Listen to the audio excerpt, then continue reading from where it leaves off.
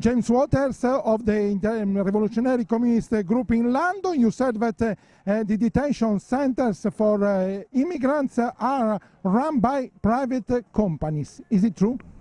Yep, that's true. They're run by companies such as Serco and G4S. They administrate these detention centres and they make a profit out of every individual that is detained there. The people who are kept there, they're not kept there for the purpose of deporting them or sending them back. They're actually kept there for the purpose of slave labour. Essentially, they're made to work for either way less than minimum wage, like £1, £2 a day, or they're not paid at all.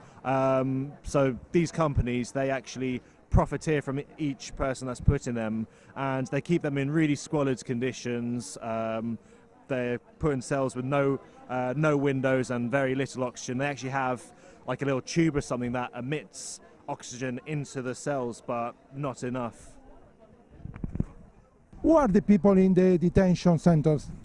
These people are refugees and asylum seekers. They've come from countries where there's conflicts such as Syria or Libya or Sudan. They've fled into Europe just to get away from whatever conflicts has been happening, and to get work and to have a better life that everybody is entitled to and deserves. But people who have got the refugees status, they are not there, of course. I think maybe you mean the people who are waiting for the refugee status. The detention centres of people who are waiting for the refugee status. But even after they're granted that, they're usually in really rough conditions. A lot of them are homeless.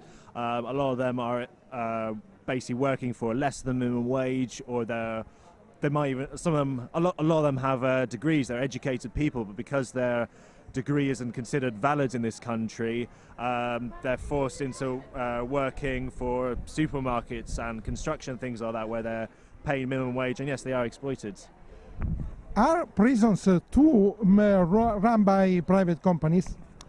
Prisons, yes, they are indeed, and it's the same suspects: G4S, Serco, and a few other companies. And same thing again, like these companies actually profiteer from having people locked up for many years.